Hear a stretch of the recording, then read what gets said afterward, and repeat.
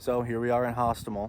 I'm standing next to the Antonov AN-225 Mera aircraft that was completely destroyed last year and the Russians invaded. This is the air base.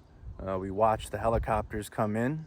Ukrainian soldiers engaged with small arms and artillery, effectively destroying the runway so that further cargo planes wouldn't be able to land and the Russians wouldn't be able to easily take Kyiv from this location. It's not that far away from Kyiv. It's about 25 minutes, maybe a half hour, not even that long, from downtown Kyiv to where this airbase is and where this airplane hangar is. And it's just surreal being here. I mean, we covered it. We watched the video clips of the helicopters landing and the Russians coming here, but standing here myself and seeing it right here is surreal. And there's so many buildings too. I mean, a lot of the buildings in Hostomel have been restored, windows being fixed, but there's still a lot to do. Many of the buildings are being rebuilt, but just looking in directions, you can still see the remnants of what the Russians had done here, including this airplane. The good news is it's going to be rebuilt. There's going to be another plane. There's a smaller version too that I can't film because it's in a certain location now, but I'm looking right at it, and it's everything will be okay. All right, another plane will be built. This massive plane will fly again.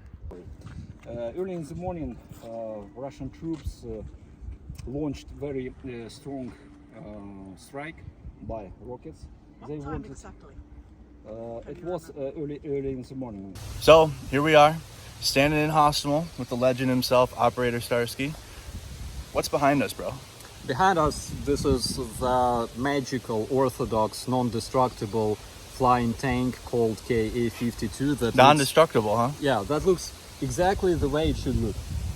Yeah, it looks about right. I mean, we've seen him do his unboxings of non-destructible Russian equipment many times, but standing in front of one is just truly a sight to see. And seeing this aircraft in its glory here, it really does show the Russian machine at play here. Yeah, Russian genius. And basically, this helicopter was destroyed in the morning of the first day of the invasion. So this ship has two sets of counter-rotating blades. That's why it doesn't require a propeller on its tail.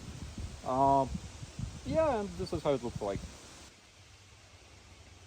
Interesting fact is that a lot of its electronics were made abroad. So basically this Orthodox Russian helicopter consists of microchips produced in like Philippines, China and things like that. So that pile of metal, it was like 5 or 10% of all the vehicles that we brought in just one big pile. Oh. The rest were taken to like Mikhailivsk, Square in Kyiv and other cities and countries. Actually, there's a lot of vehicles.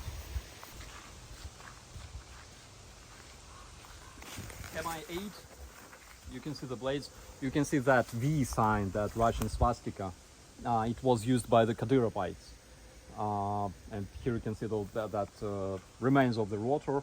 This aircraft was destroyed by Russians themselves at the runway because it was damaged. And this one is KA-52, like the one that we saw earlier. It was the first KA-52 that was shot down by the guys of my brigade. What was the initial memory that you can recall of this entire ordeal? I wasn't able to finish my tea.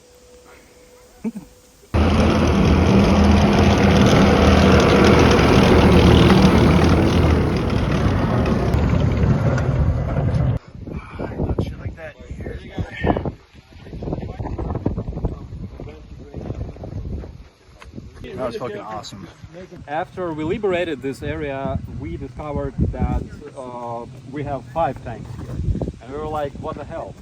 So Russian battalion Vostok, the Kadyrovites, in 2008 they captured a lot of Ukrainian tanks in Georgia that Ukraine sold to Georgia, and they brought them back to Chechnya as trophies. So obviously they used them here as well. So how to how to separate T-64 from the rest of the tanks. If you see a tank with concave wheels, it must be either T-72 or T-80. Russian KAMAZ trucks, actually Kadyrovite KAMAZ trucks, they were full of loot, like GPU, graphic cards and things like that that were stolen from the locals. Everything was there. They also stole a lot of Ukrainian uniform. They preferred Ukrainian underwear and boots for some reason. Actually, in the areas where the Russians were stationed, you could find a lot of like Russian boots scattered everywhere because they looted our storage, our warehouse, and they used our boots because they were of a better quality. Yeah, actually. Some spoons. I can get a disease from that. So now I'm standing in the middle of where the Kadyriovites had their military vehicles stationed, and like Starsky explained, they looted, took graphics cards, took a bunch of things from the locals, and Ukrainians decided to hit this with artillery and destroy it completely, destroy the Kadyrioite vehicles, and now we're standing in the middle of it. Just like random cigarettes. Those are cigarettes. London. Filters. Pretty much only trash. Yeah, that's all true. Russians are trash, so. Kadyrovites belonged to Russian Guard, and Russian Guard can be used both for military purpose and for everything related to riot control, crowd control, and things like that. So they brought a lot of those.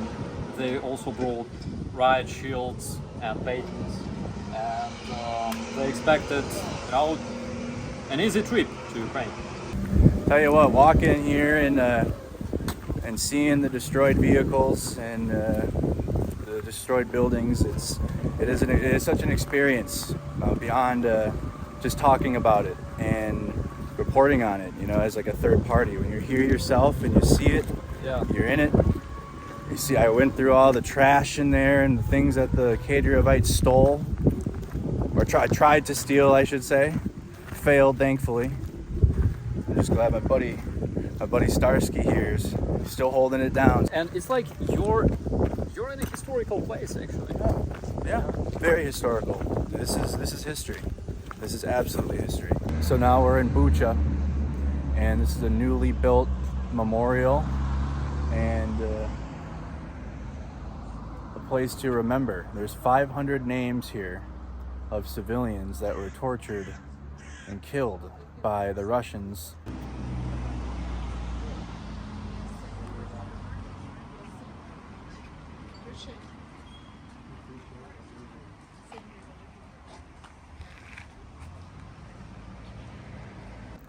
"500 graves, not including the dogs and the animals. The levels of genocide and torture that were committed here is unspeakable. And while the streets are clean now, and it's to the credit of the Ukrainian will, the people, first line responders, the military, the city, of getting things back in order, this is to remember and to never forget what the Russians did here.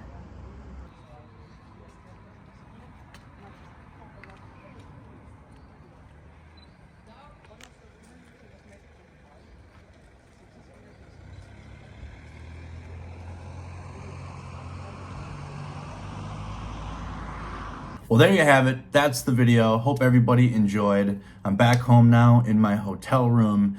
Video to come from the exchange with the Ukrainian soldiers, just to show you guys a little sneak preview.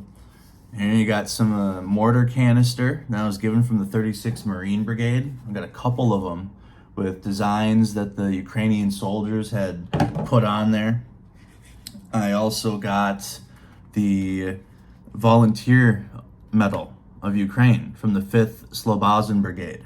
And I'm going to show that on stream again, but I just wanted to show that to you guys now in the video. It's in I got a nice cover for it.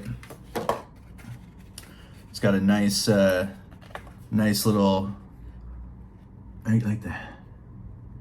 So if you enjoyed this content, please leave a like on the video, subscribe to the channel, more videos coming from Kyiv, Ukraine, more live streams, more content in general. Thank you guys again so much for tuning in, and I'll see you guys on the next one. Take care.